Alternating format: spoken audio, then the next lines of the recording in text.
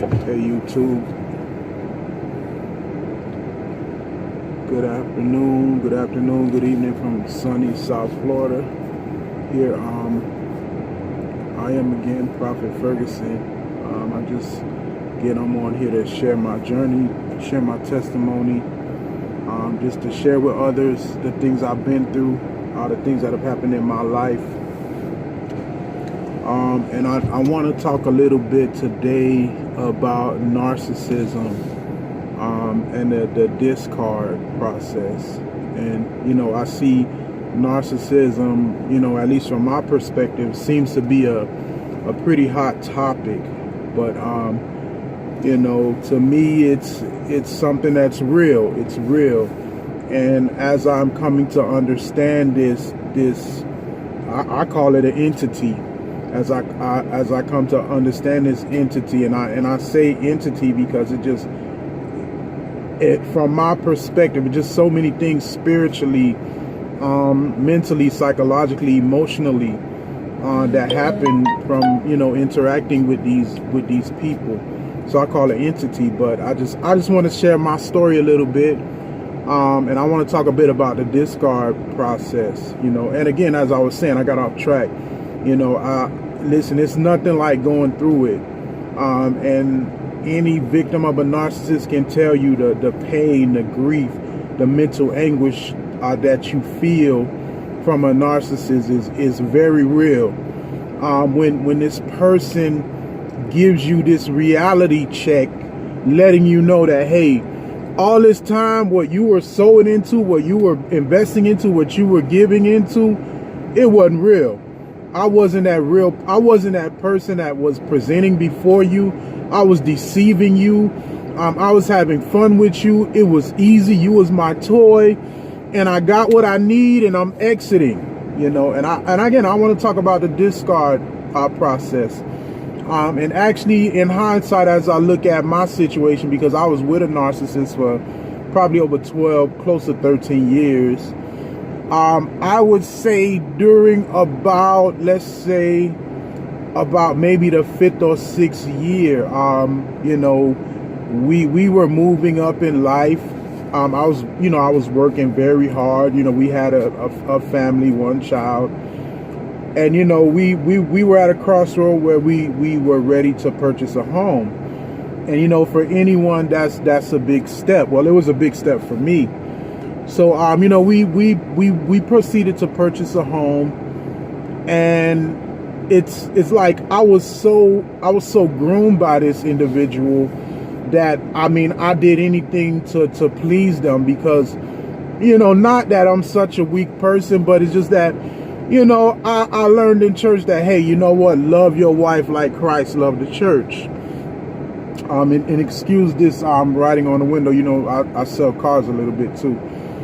But yeah, it's like I was taught that. I was taught to love your wife like Christ loved the church. And I did not know that during about that 5th or 6th year, when we were buying a house, and again, when we went to buy the house, I was being a loving husband. I wanted to show her that I loved her. And mind you, take note that throughout the whole relationship, there was always this conflict, all constant, perpetual conflict.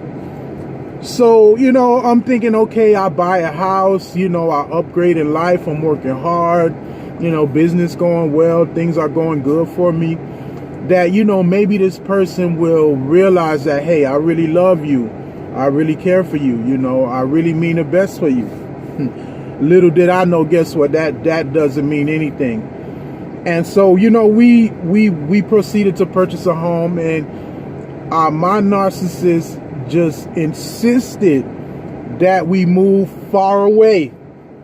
And, in hindsight, I didn't know anything about a narcissist. I didn't know people manipulated or played with people on this level. I just didn't know, So, we moved on. We moved like about 60, 70 miles away. I would have to commute every day.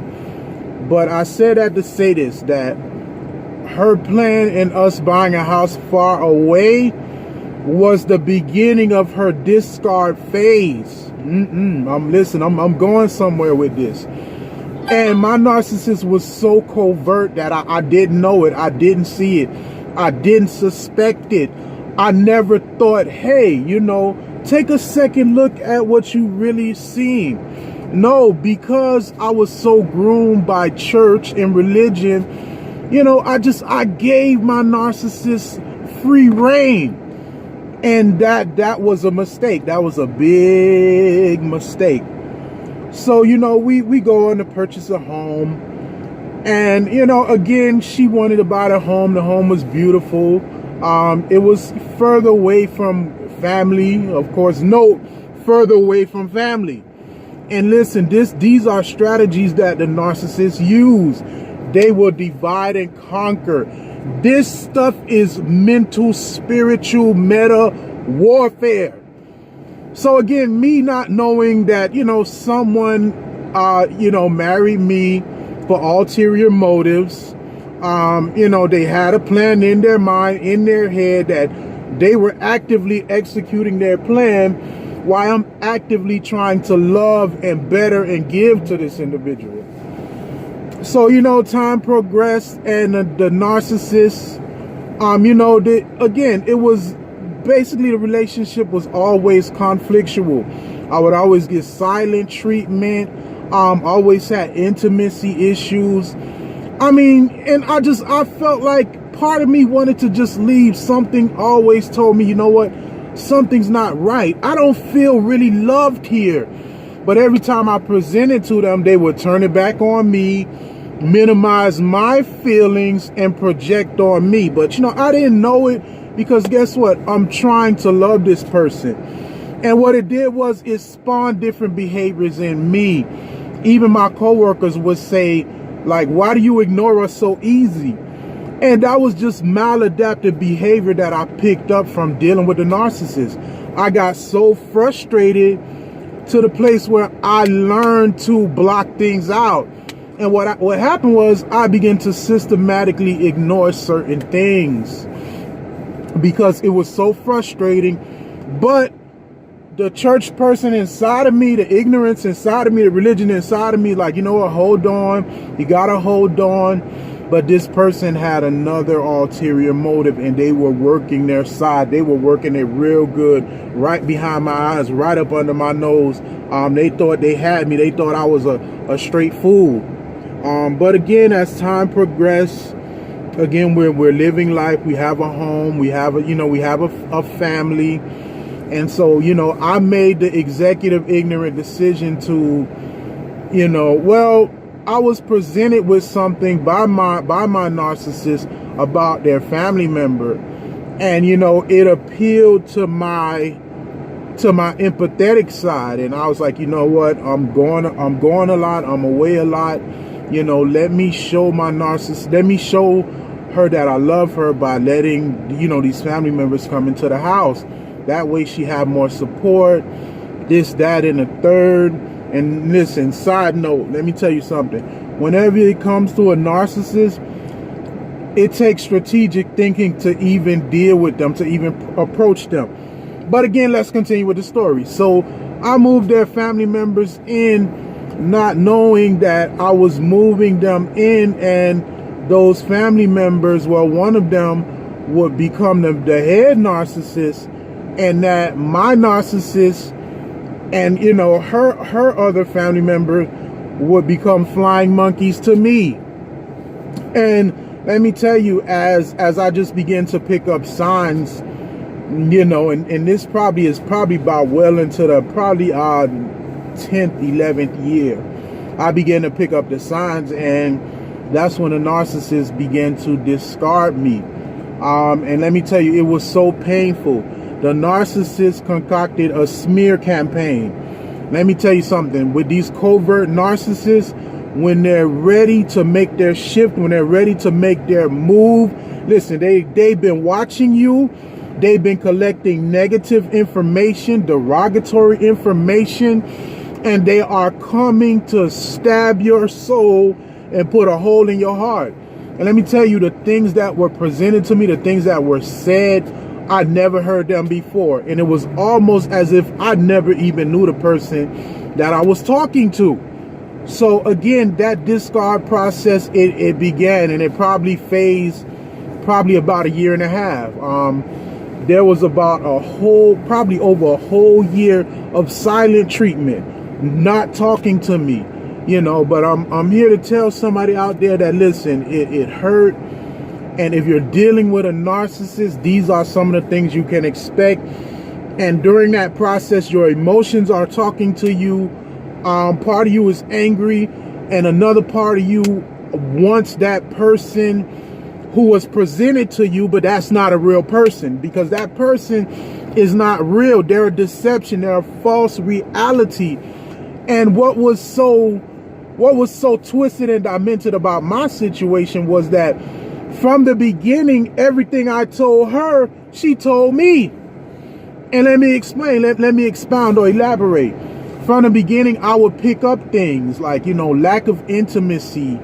Probably after the first year, it was just so suspect to me. And I would call her out. I'll be like, and I remember during those times, there was a campaign, I think maybe Oprah or one of those talk shows had going on, and they would say, quote, I'm just not into you. And I would say that to her all the time. I'd be like, listen, like, I feel like your love is not here. I don't see the vulnerability. I don't see the love. I don't sense the deep emotion. I don't sense that you're into me. And this individual, especially during the beginning phases, probably right after the love bombing stages, where the narcissists have to work a little harder because they don't like to work. After those phases, I would get so many lies, so many deceptions, so many games, and I would be the one trying to leave. But I wasn't leaving to try to hurt her. I was leaving to say, hey, you know what? I don't like how I'm being treated. Here we are, a married couple. I'm doing everything I can to give you my best, to give you my all. And, you can go around weeks and weeks and, no intimacy, come in the house, no affection, and it became so abusive to me. It became so hurtful to me. And that's another thing, women, don't abuse your man. If you have an issue, talk it out. But that's off the subject, shifting back to the narcissist. But again, that discard phase started, and it was so hurtful. It was so painful. It put a hole in my heart. I mean, words just couldn't describe. And again, this person dug out every single negative fiber of observation, of behavior, everything about me, and just begin to unload that gun on me. And let me tell you, the pain you feel from it. And again, don't get me wrong. Listen, relationships go bad. They not, some relationships don't last forever. But it's the methodology in which the narcissist plays you. It's the methodology in which they discard you, and they begin to move and shift and dump you and act as if you're nobody and nothing.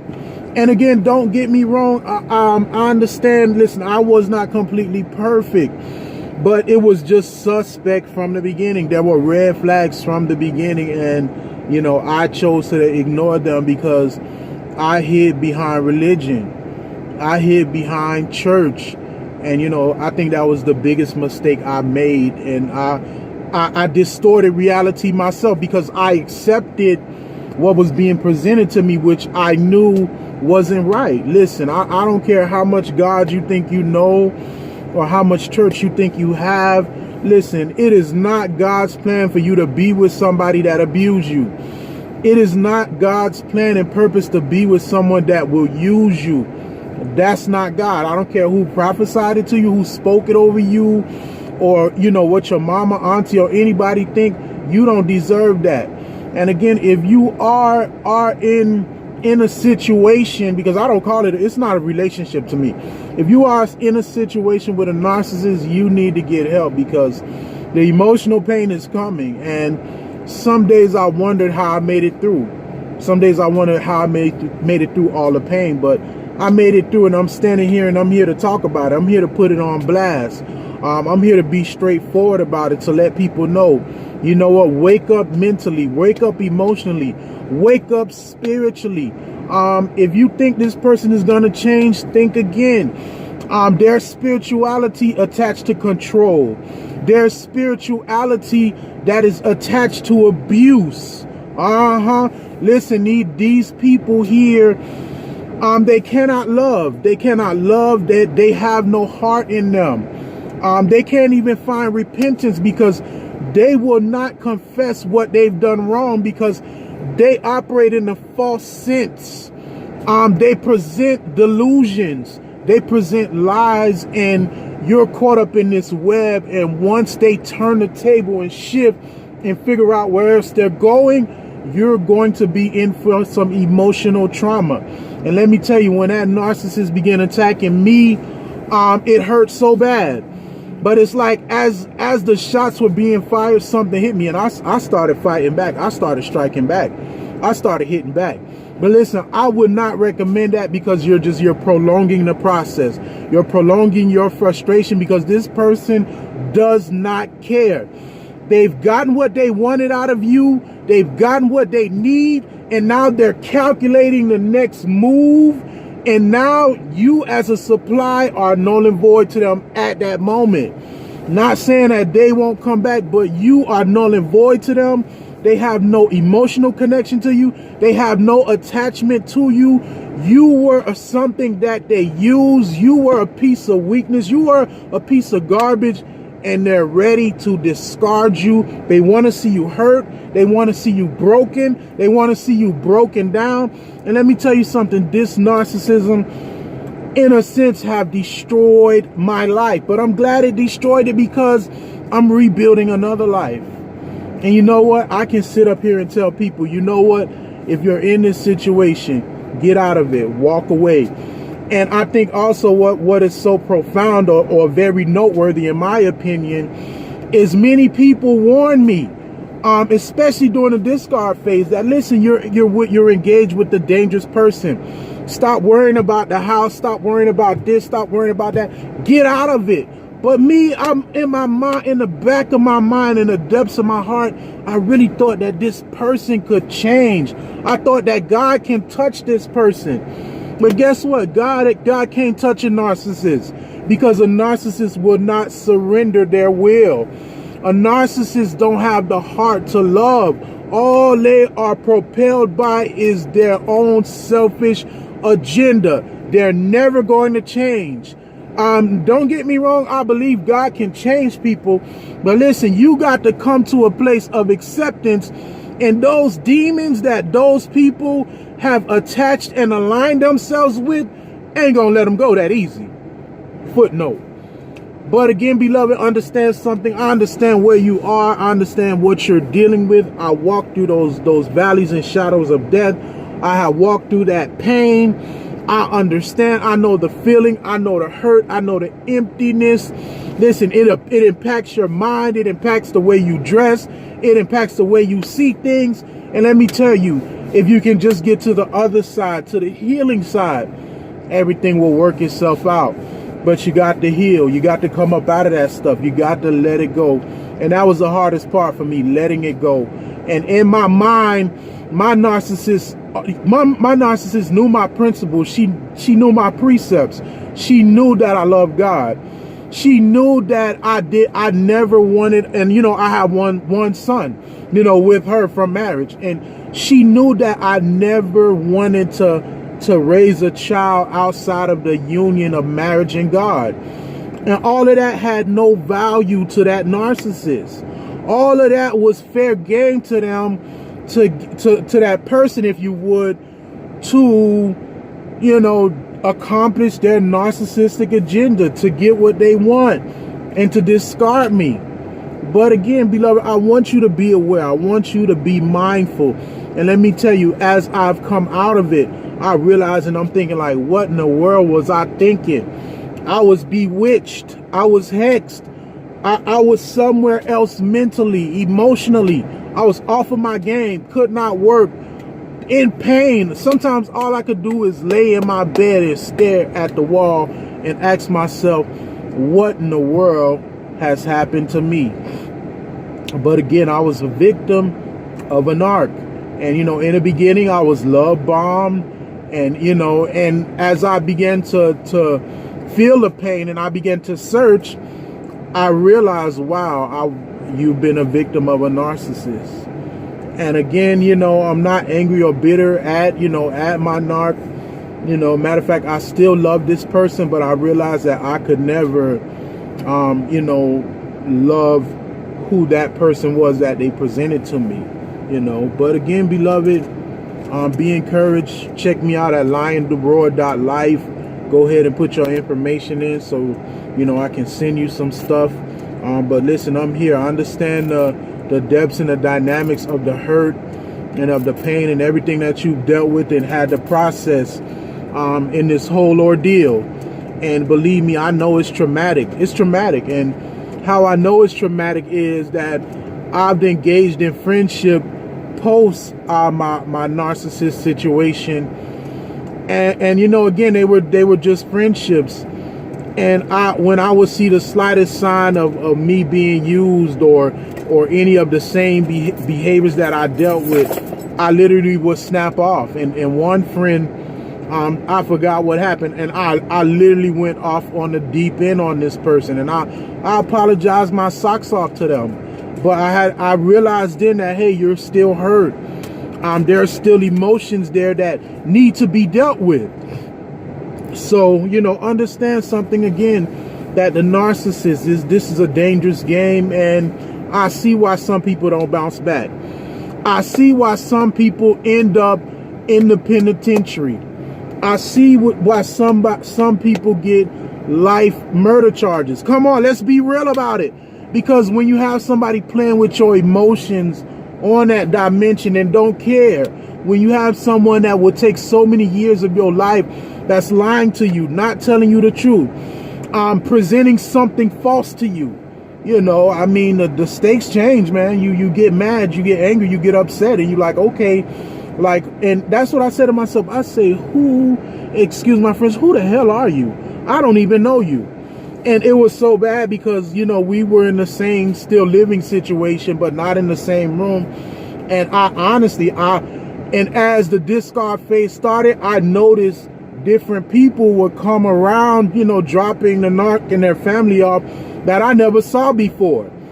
So, you know, again, beloved, understand that this thing is covert, and that, listen, the best fighting chance you have really is to get away, separate yourself, separate your emotions, and listen, grieve it and mourn it like it's a death, because that person that you were seeing, what was being presented to you, was not real. Again, go to lionsroar.life. Check me out. I'm here for you. I know your pain. I know what you're dealing with. And, you know, I'm here. And you have a good day.